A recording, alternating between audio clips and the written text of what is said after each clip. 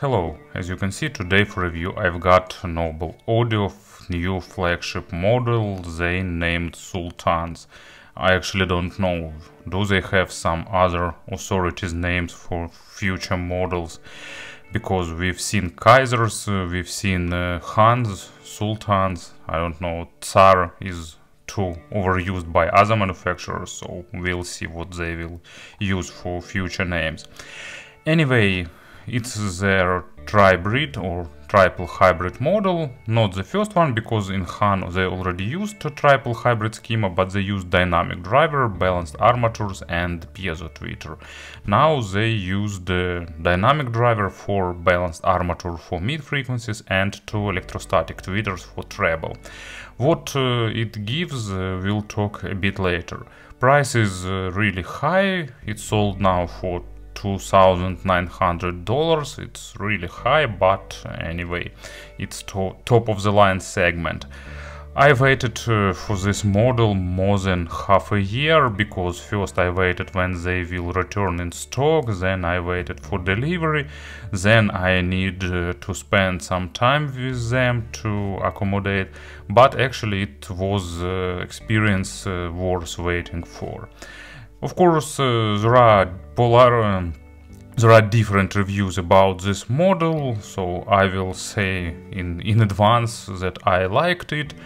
I'm not pretending to be measurement guy or some wannabe objectivist. I'm just sharing my experience, and I think it's the only possible way to review audio, because at the end everything is about the subjective experience and subjective likeness. So let's, after all that four words, let's talk about Sultans.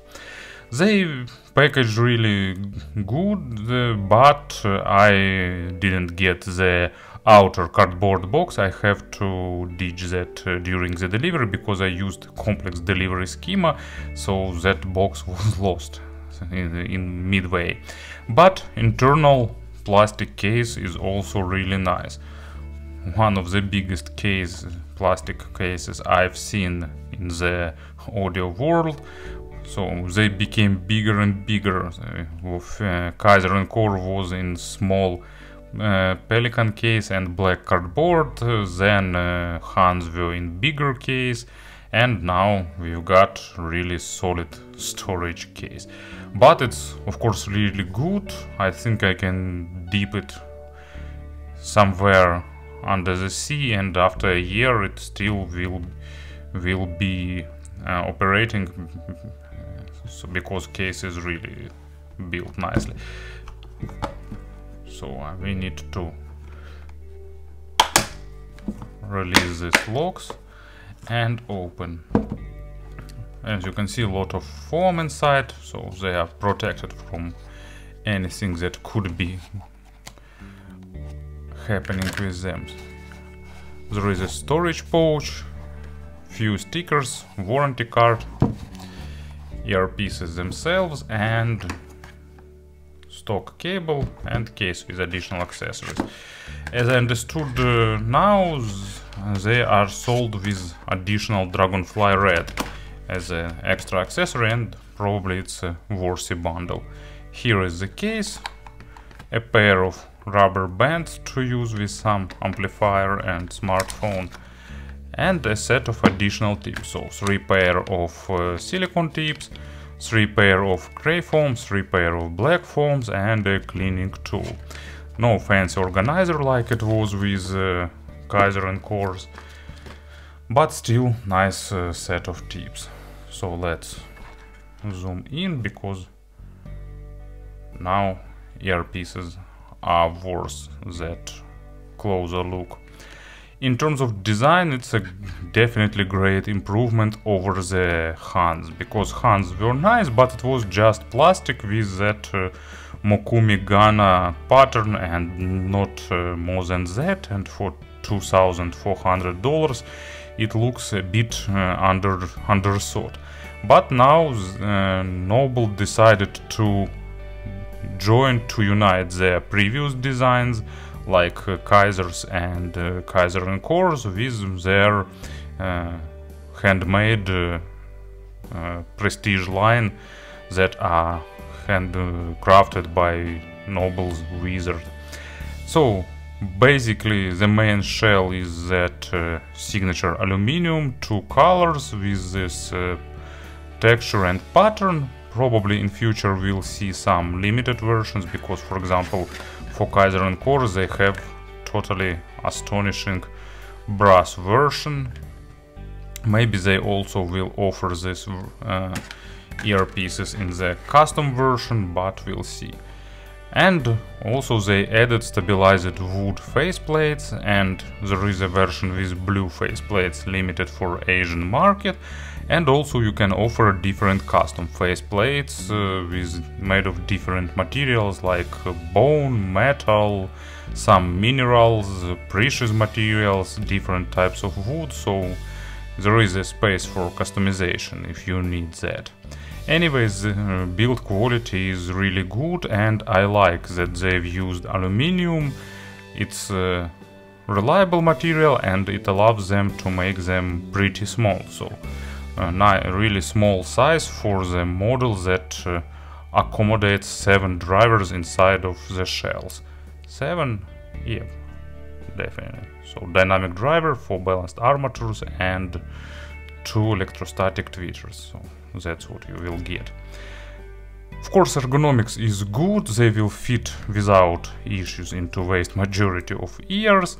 Maybe besides the smallest ones, spouts are long, they have good extension, so sound isolation is slightly above average. There is a protective grille and there is a lip for holding the tips, so all that parts are in place. Tips are holding really well. Of course, you will need to spend some time finding a proper tips. Maybe in future they will offer a custom version. Of course, they look great, all faceplates are unique, but that's what we can expect. Cables are made replaceable. Here used classical 2-pin connectors. They are really tight, so I won't pull them out now because they are fitting really tightly and I don't want to disconnect them now. Stock cable is nice, it's also an improvement over the black and white version of Hans. It's comfortable, it's thick, but at the same time it's pretty soft. Maybe not the softest one, but on the softer side.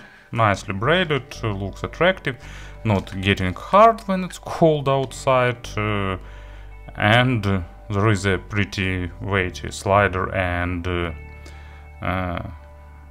splitter, so they pulling the cable down, providing additional security for the cable fitting over the ears. And after the splitter it goes braided down to the jack. You can order versions with Pentacone with 2.5mm or standard 3.5mm. So in terms of design, build quality, accessory set, packaging and so on, Noble did everything worthy that top of the line status. And of course about the sound. This pair had about 100 hours of burn-in. Unfortunately I didn't test them at that time because the intermediate delivery step was my friend and he listened to them before me and he did the burn-in. So formalities are kept. I'm not sure did they require any burn-in or not, but I'm pretty sure that everyone who will purchase them will do the burn-in. And we need some player on the table to show examples. Actually it will be FiiO M15 because I really like this pairing. You know, M15 is not the most technical source for them, but one of the most enjoyable. But of course I will cover pairings a bit later. For the new flagship, Noble Audio decided to make a technical but fun signature. Actually, they always were more on the fun side, with a few exceptions like Katana. I didn't test them, but I read a lot about them. Maybe one day I will test them anyway.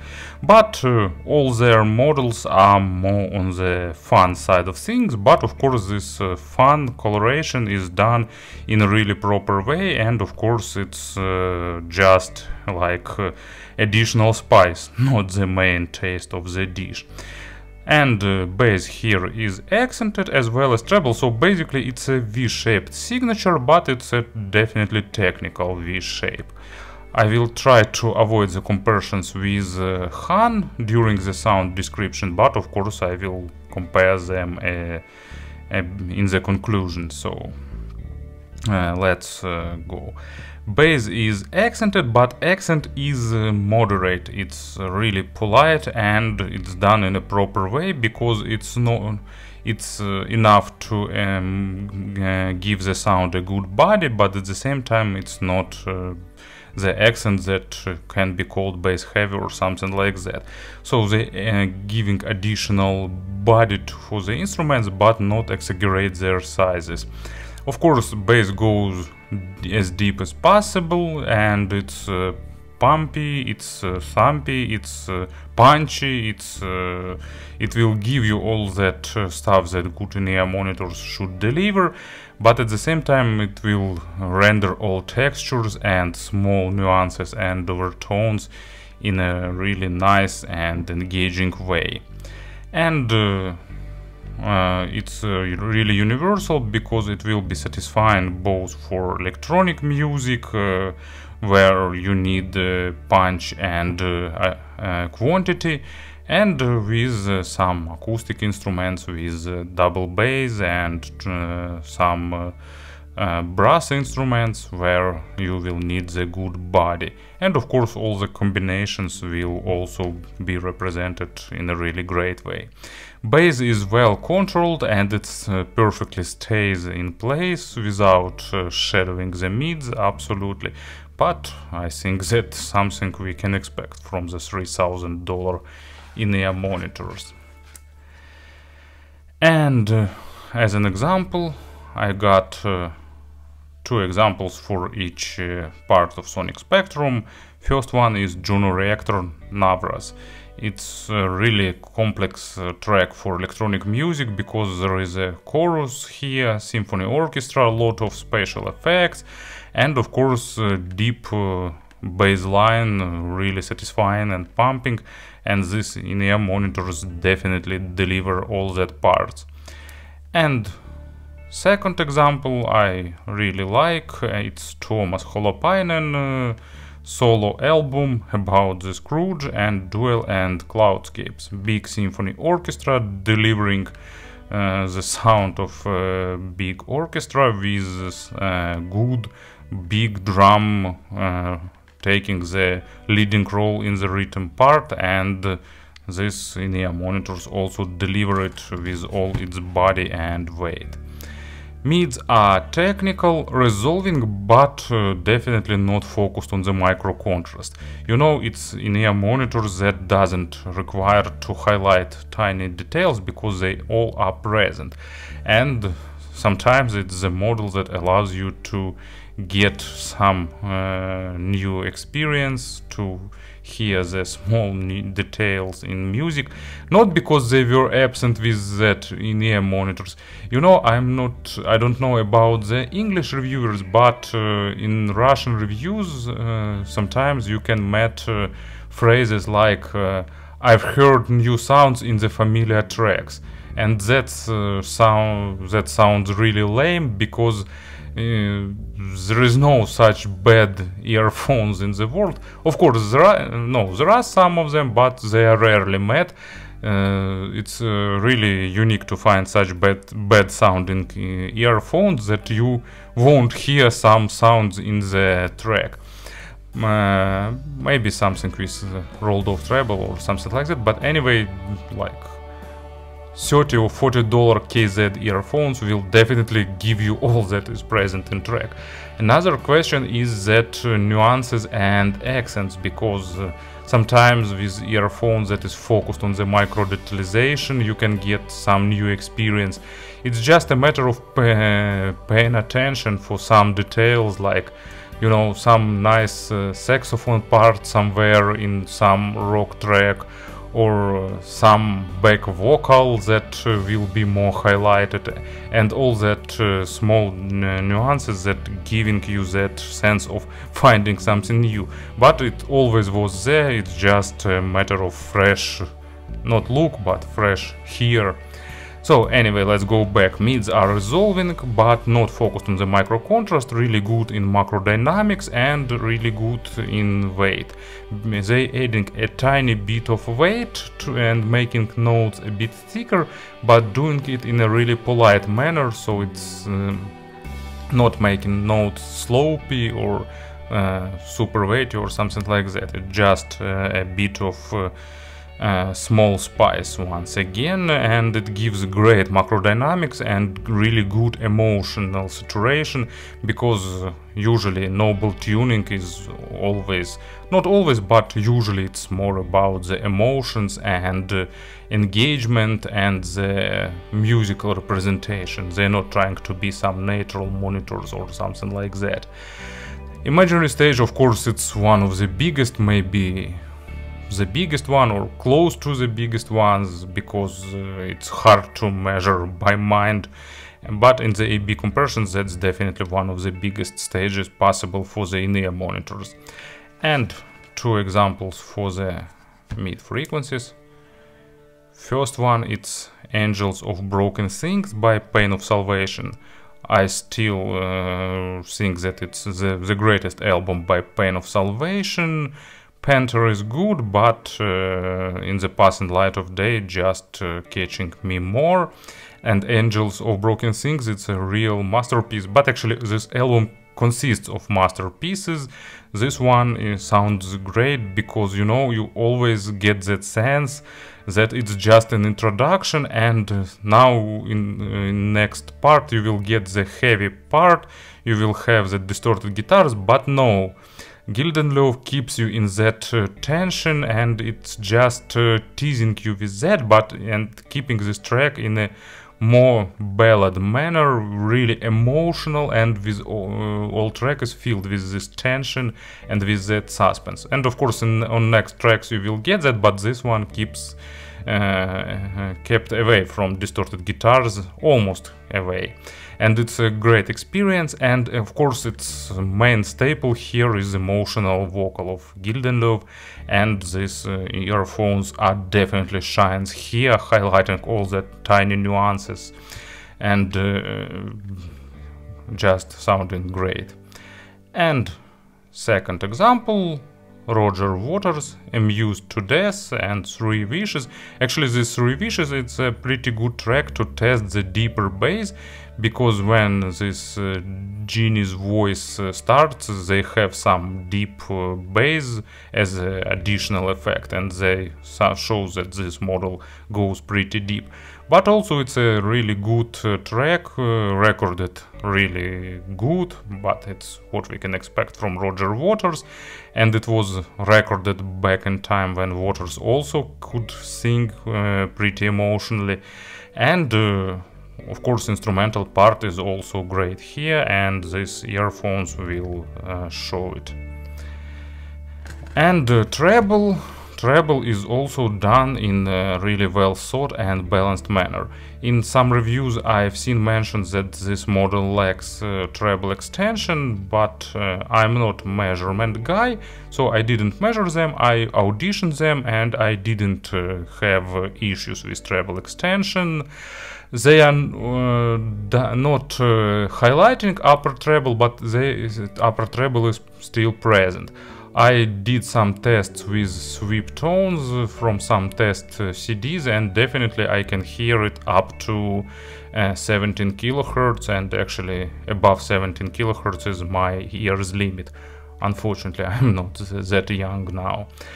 So treble is present, it's not highlighting upper parts of treble, but still it's here, and it rendered nicely, and actually it's a good example of difference between the treble of piezo driver and electrostatic drivers, because piezo has more weight on treble and electrostatic are more lightweight, more resolving, more airy, more spacious, and it's a, you know, in terms of quantity of treble they are close to Hans, but in terms of representation they are pretty different, and it's even hard to describe by words. So this one is more airy, more layered, and it's, you know, it's a bit more polite treble representation with this model, and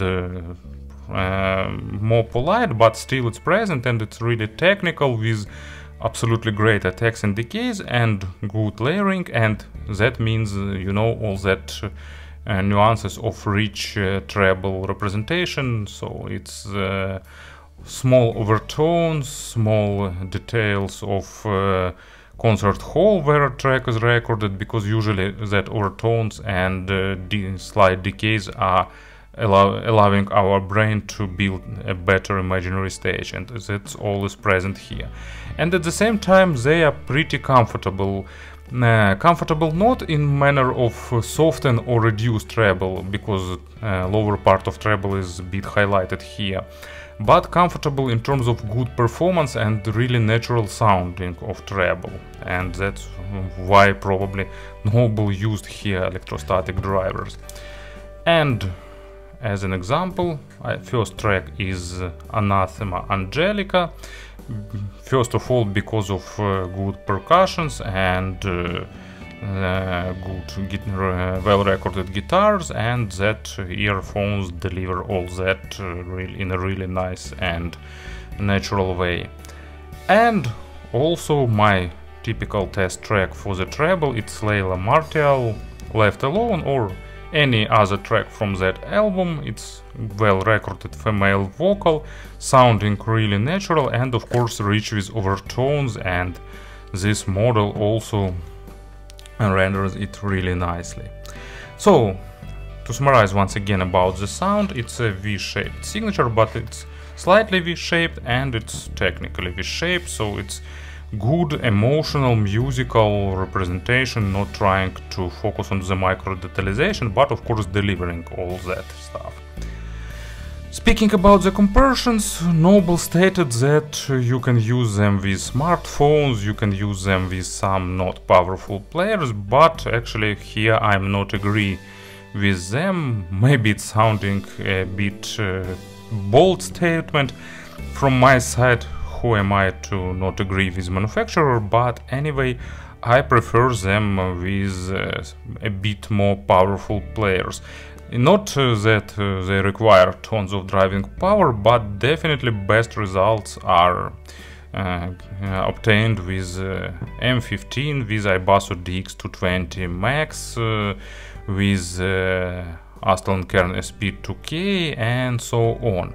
But also, you know, of course, technical players like iBasso and Aston Kern sounding really good with them, but actually I preferred M15 because of a bit of added weight, and actually it's reduced their, you know, technicality, let's name it this way, but at the same time it's definitely giving you more emotional representation. It's just moving you forward in this virtual concert hall, moving you closer to the musicians, giving you better sense of presence. They are pretty sensitive, but not as noise speaking as let's say Andromeda, but still black background will be a big plus for them. Speaking about the compressions, unfortunately I'm not a good advisor here, because I didn't test many popular high-end models that are praised right now, so my experience is pretty limited. But anyway, just few models. So Unique Melody Mason V3. It's another expensive model that I've got, 16 balanced armature driver. They are more technical, more linear, with less accent on bass, but a bit more resolution, a bit more focused on the micro contrast, and a bit more extended and brighter treble. So just neutrality versus fun. Hans is another step, probably in a I need to find a proper word, sorry. So Han is natural, but at the same time it's a bit more highlighting some things. It's a bit more highlighting mid bass and it's a bit more highlighting treble, probably because of piezo driver. It's more highlighting upper treble, and it's a bit sharper on the upper mid, so it's giving a bit more wow factor at first, but on the long listening sessions this model is more enjoyable and more satisfying, at least for me. And what else I can say? I don't know. Noble, Kaiser and Core. Actually, I'd probably say that this model is evolution of Kaiser and Core. It's like double Kaiser and Core, all that great features of Kaiser, like emotional, weight, proper accents, just amplified and improved with better stage, with more natural timbres and so on. So there are some more affordable models in the below $2,000 price range, but actually I didn't do big comparisons because it's step forward. Of course, it's not, step forward that has a direct proportion of price to quality, but there is a law of diminishing returns, and you always paying more to get less gain in terms of quality. So I really like this model, but I'm a fan of Noble audio tuning, and to my subjective taste it's a definitely worthy flagship that will stay with me for quite a long time. Well, it was a long review, so thank you for listening, thank you for your attention, and have a nice day.